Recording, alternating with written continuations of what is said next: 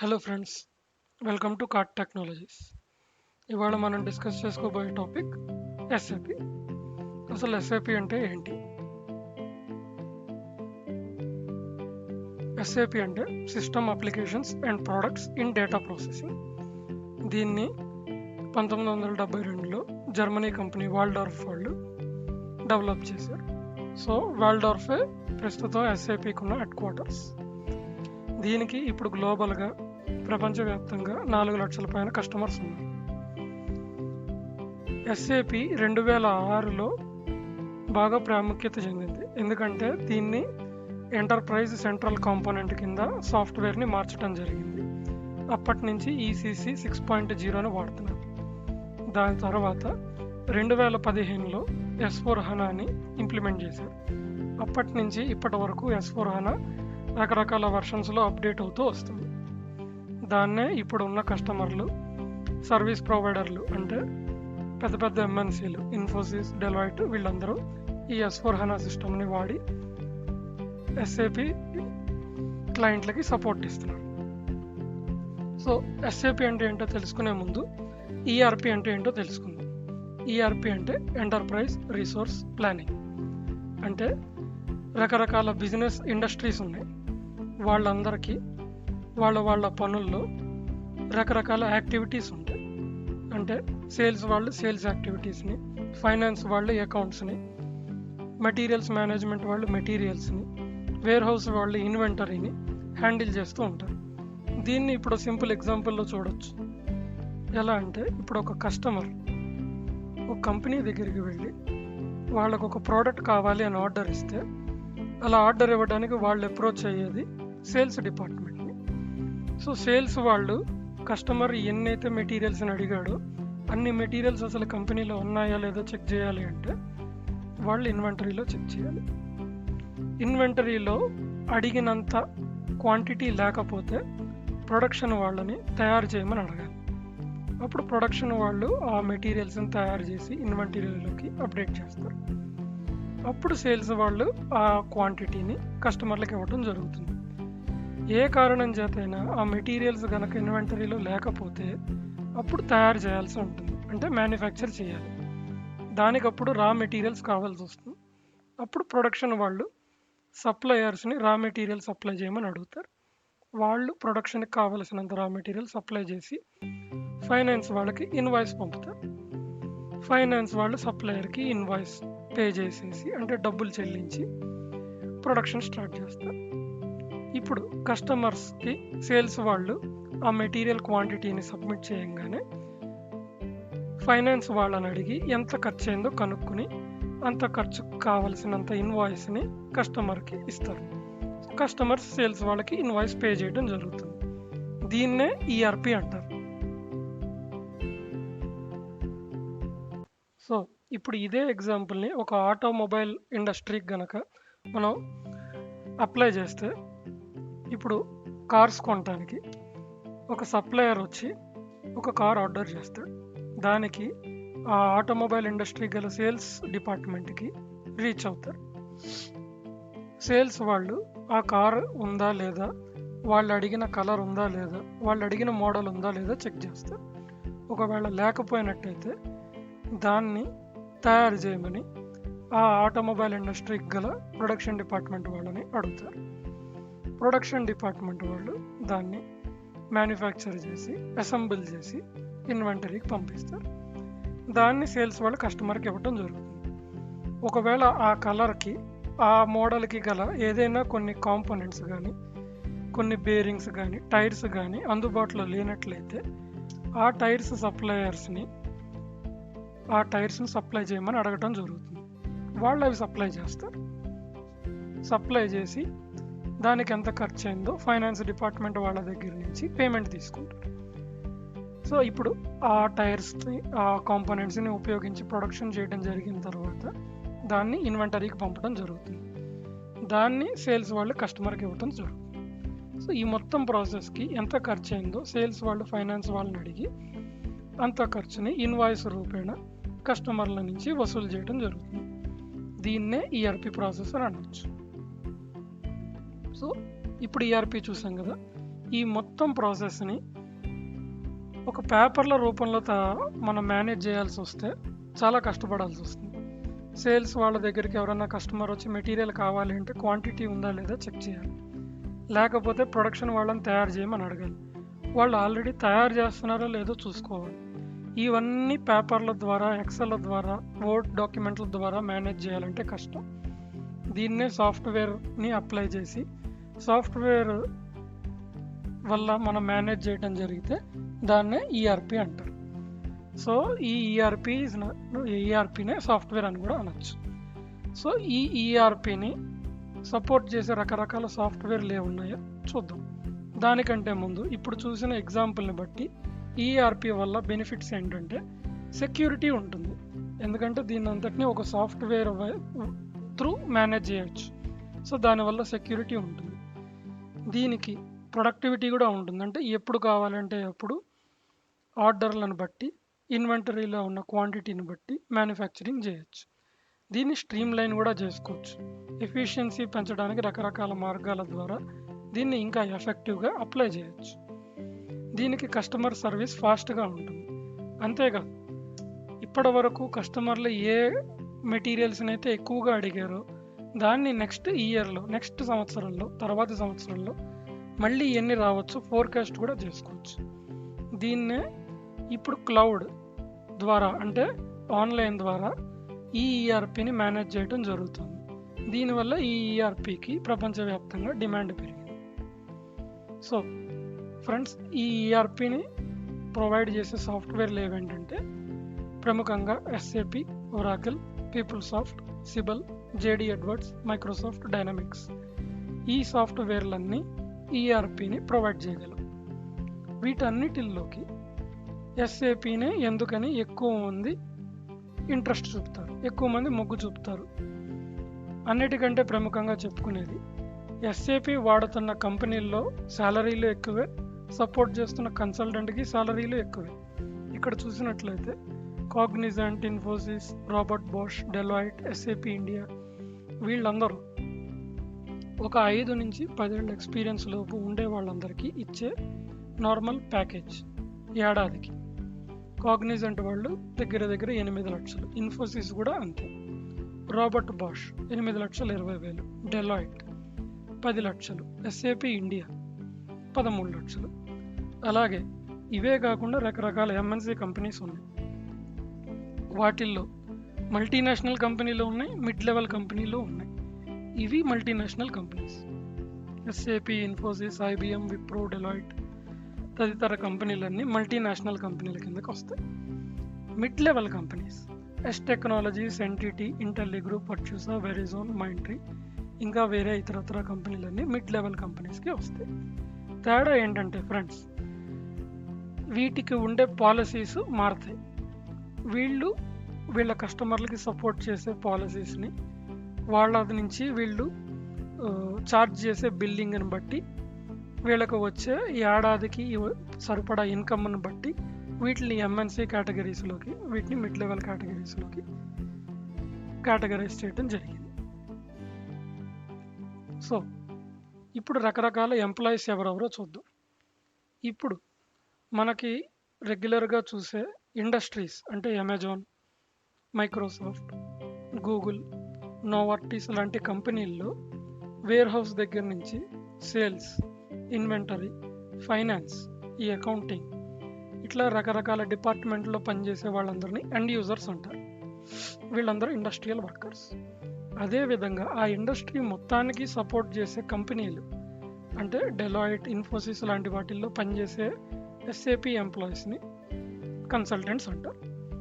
ఈ consultants end యూజర్స్కి వాళ్ళ రోజువారీ యాక్టివిటీస్లో వచ్చే ప్రాబ్లమ్స్ని సాల్వ్ చేస్తూ సపోర్ట్ చేస్తారు. సో ఎండ్ యూజర్స్, కన్సల్టెంట్స్ 2 రకాల ఎస్ఏపి ఎంప్లాయీస్. అసలు ఎస్ఏపి కన్సల్టెంట్స్ ఎవరు? ఎంఎన్సీస్ ఎవరికి సపోర్ట్ చేస్తారు? ఎస్ఏపిని ఏ ఇండస్ట్రీలో యూస్ చేస్తున్నారు మీకు తెలియటం కోసం ఈ నెక్స్ట్ స్లైడ్స్ని ప్రిపేర్ చేయడం జరిగింది.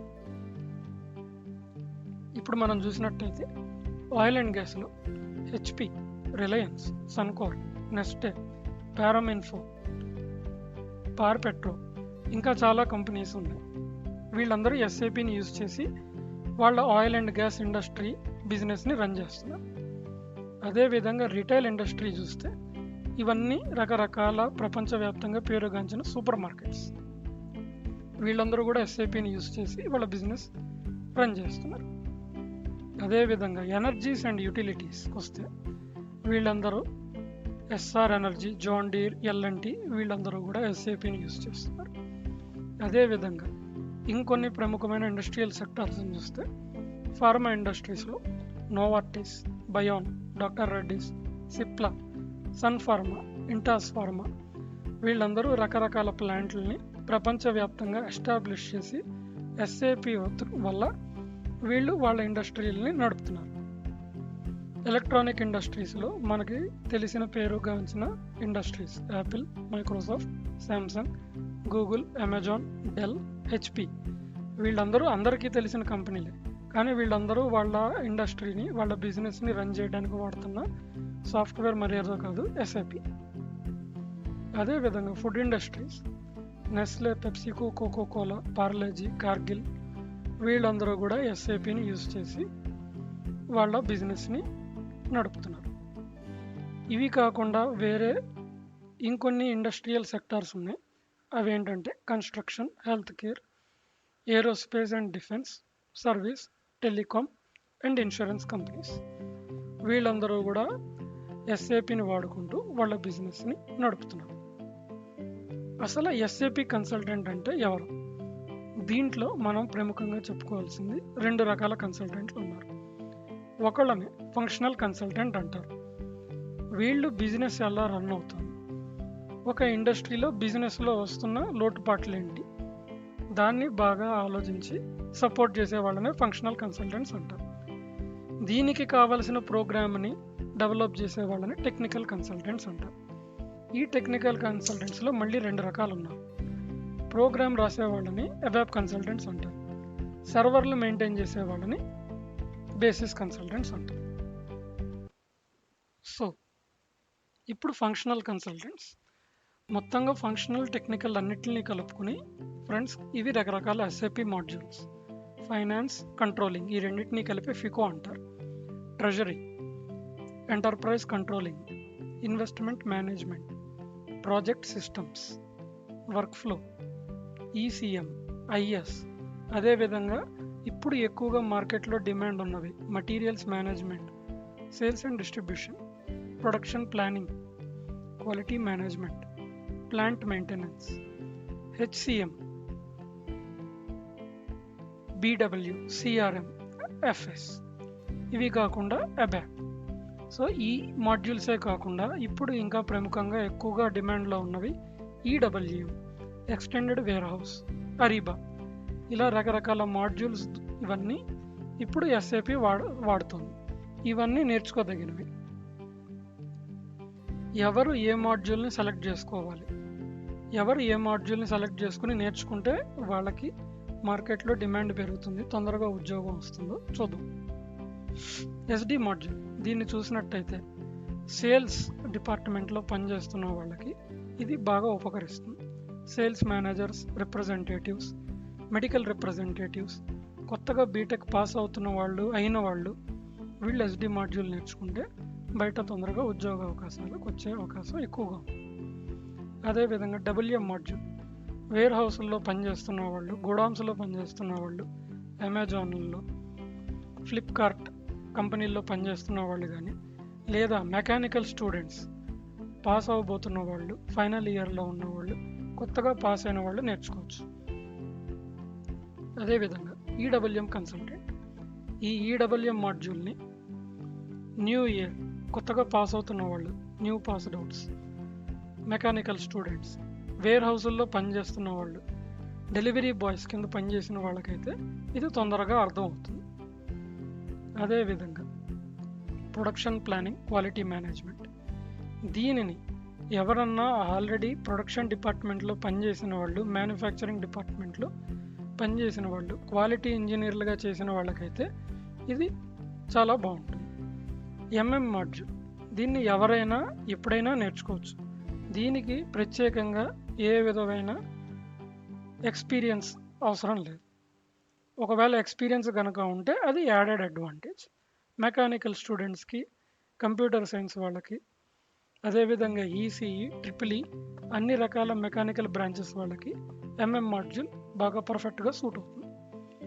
అబాప్ కన్సల్టెంట్స్, ఐటీ, కంప్యూటర్ సైన్స్ చదివే వాళ్ళకి ఇది బాగా ఎక్కువగా సూట్ అవుతుంది. ఎందుకంటే దీంట్లో ప్రోగ్రామింగ్ చేయాల్సి ఉంటుంది.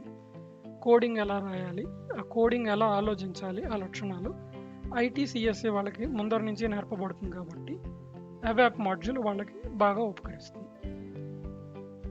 సో మీరు ఏదైనా ఒక కంపెనీలోకి వెళ్తే, ఒక కంపెనీలో కన్సల్టెంట్గా పనిచేయాల్సి వస్తే మీరు చేయాల్సిన ప్రాజెక్టులు ఇంప్లిమెంటేషన్ ప్రాజెక్ట్ అంటే ఇప్పటిదాకా ఎస్ఏపి ఉపయోగించని కంపెనీలకి, ఇండస్ట్రీలకి కొత్తగా మీరు ఎస్ఏపిని ఇంప్లిమెంట్ చేయటాన్ని ఇంప్లిమెంటేషన్ ప్రాజెక్ట్ అంటారు. ఆల్రెడీ ఎస్ఏపి వాడుతున్న వాళ్ళు ఏదైనా మార్కెట్లోకి వచ్చిన కొత్త వెర్షన్ని కనుక అప్డేట్ చేసుకుంటే దాన్ని అప్గ్రేడేషన్ ప్రాజెక్ట్ అంటారు. ఆల్రెడీ ఎస్ఏపి వాడుతున్న వాళ్ళకి వాళ్ళ రోజువారీ బిజినెస్లో వచ్చే ఇన్సిడెంట్స్ని, ఇష్యూస్ని సాల్వ్ చేయటమే సపోర్ట్ ప్రాజెక్ట్. అదేవిధంగా ఒక కంపెనీ ఇప్పుడు for example friends, Intas pharmaceuticals పేరుగాంచిన ఫార్మాస్యూటికల్ కంపెనీ ఇండియాలో ఢిల్లీలో ఉంది. ఇప్పుడు దాన్నే బెల్జియంలోనో లేకపోతే ఇండియాలోనే ఏ ముంబై లొకేషన్లోనో ఇంకొక ప్లాంట్ ఓపెన్ చేయాలి, మ్యానుఫ్యాక్చరింగ్ చేయాలనుకుంటే దాన్నే రోల్అవుట్ ప్రాజెక్ట్ ద్వారా మనం చేయటం జరుగుతుంది. ఒక కంపెనీలోకి వెళ్ళి ఎస్ఏపి ప్రాజెక్టులు చేయాల్సి వచ్చినప్పుడు రకరకాల డెసిగ్నేషన్స్ ఉంటాయి. కొత్తగా చేరిన వాళ్ళని అనలిస్ట్ అంటారు లేదా అసోసియేట్ కన్సల్టెంట్ అంటారు. కొంత ఎక్స్పీరియన్స్ వచ్చిన తర్వాత వాళ్ళనే కన్సల్టెంట్ అంటారు. అన్ని మాడ్యూల్స్ ద్వారా పనిచేయటం, అన్ని మాడ్యూల్స్ యొక్క అవసరాలను గుర్తించడం తెలిస్తే సీనియర్ కన్సల్టెంట్ అంటారు. పెద్ద ప్రాజెక్ట్స్లో మొత్తం అన్ని మాడ్యూల్స్ వాళ్ళకు వచ్చే ఇన్సిడెంట్స్ని సాల్వ్ చేయటం, వాటిని చెక్ చేయటం ఇవన్నీ లీడ్ కన్సల్టెంట్స్ చేస్తారు.